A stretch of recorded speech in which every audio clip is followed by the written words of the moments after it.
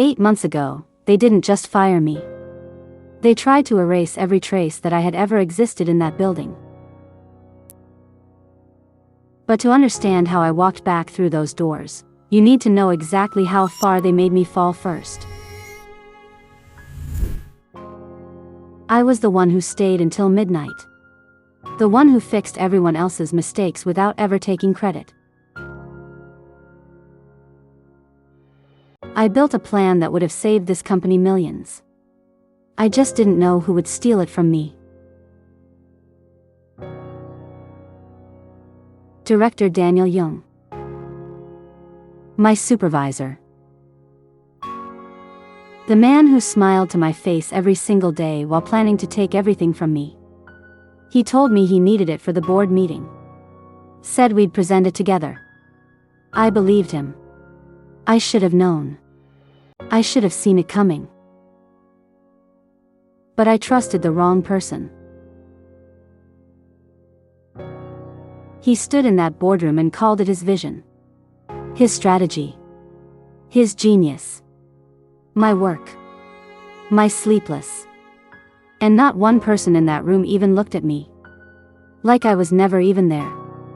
If you've ever been erased like that by people you trusted, subscribe right now. What happens next? I made sure no one would ever forget me again. I asked him why. He didn't even have the decency to look ashamed. He said, "Prove it. Who's going to believe a name nobody important?"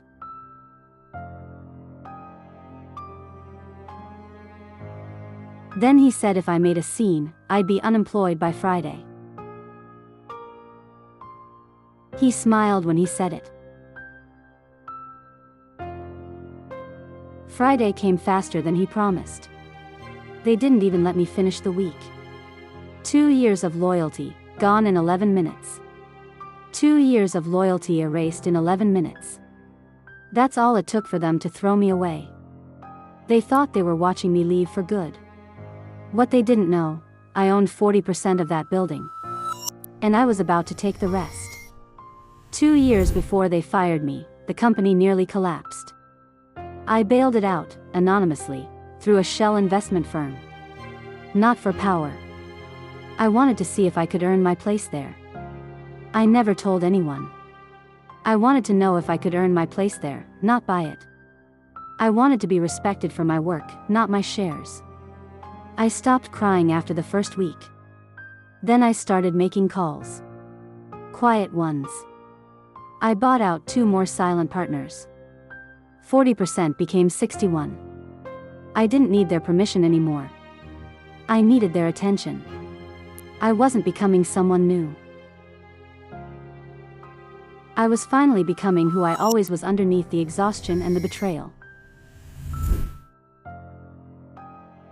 The woman who walked out of that building in a worn gray blazer was gone. She had to be. 61% meant I didn't need their permission anymore. I needed their attention. And I was going to have it.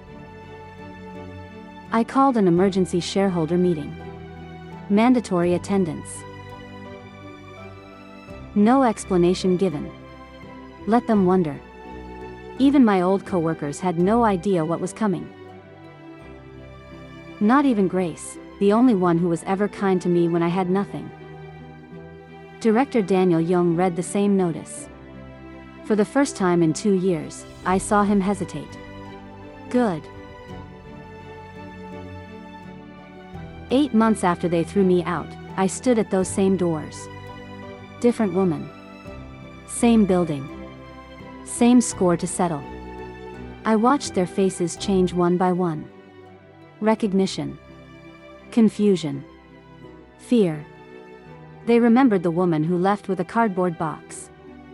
They didn't recognize the one who came back. Last time this elevator took me down like I was nothing. This time, it was taking me exactly where I belonged. Behind that door sat every person who watched me get erased. They had no idea I was about to introduce myself for the first time, as the person who owned them.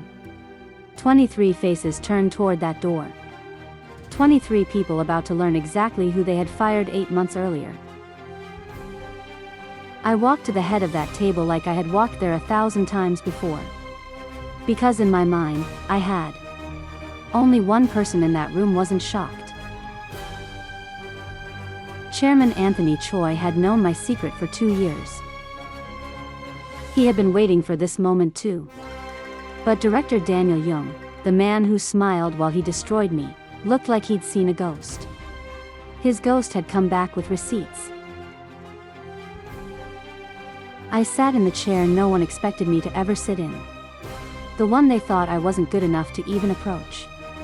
My name is Sophia Park. 8 months ago, you fired your majority shareholder. Today, I'm introducing myself properly. I own 61% of this company. Which means, as of this morning, I am your new chief executive officer. Director Daniel Young shot to his feet. This is insane. The board would never approve this. I looked at him and said, the board already did. 2 hours ago. Without you in the room.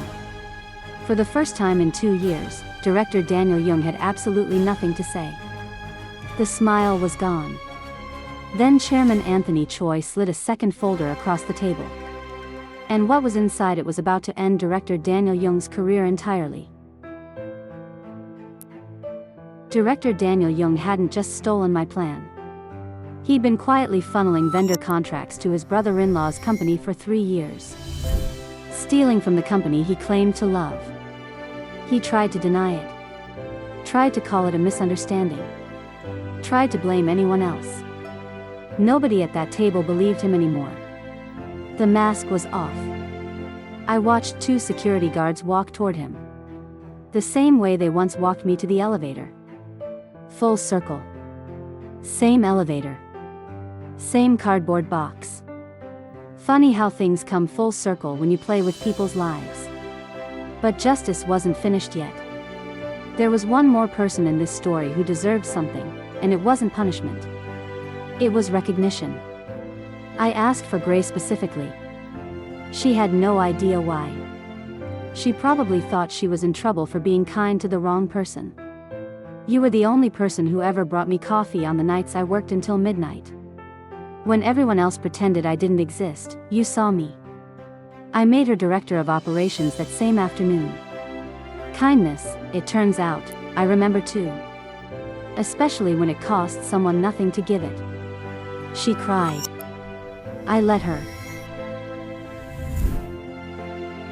Some tears are finally allowed to be happy ones. After months of watching people suffer in silence, it felt right to watch someone be rewarded for their heart. 6 months later, the company posted its highest quarterly growth in a decade. Not because of fear. Because of trust. I rebuilt the culture from the ground up. No one stays past 6 unless they choose to. No one is punished for having a life outside these walls. They don't fear me. They trust me. There's a difference, and I had to learn it the hard way, by being on both sides of it. I used to think revenge would feel like winning. It didn't. It felt like finally exhaling after holding my breath for 2 years. Then I got a notification that made me stop completely. Some stories really do write their own endings. Daniel Young tried suing the company for wrongful termination. The court threw it out in 11 minutes, the exact same amount of time it took him to fire me. The universe has a sense of humor. Some stories really do end exactly the way they should. Not with noise. With silence. And the sound of someone finally breathing again. They thought firing me was the end of my story. It was only ever the beginning. The beginning of who I was always meant to become. I didn't come back for revenge. I came back to prove that being underestimated is just borrowed time before you prove them wrong. And sometimes, the best revenge is simply becoming undeniable. If you stayed until the end of my story, you already know what it feels like to wait for justice. Subscribe and turn on notifications, because the next story might be the one that feels like yours. Drop a comment below and tell me, what would you have done differently? More revenge stories drop every week. Hit subscribe so you never miss the moment justice arrives. Because everyone deserves their moment to walk back through the door.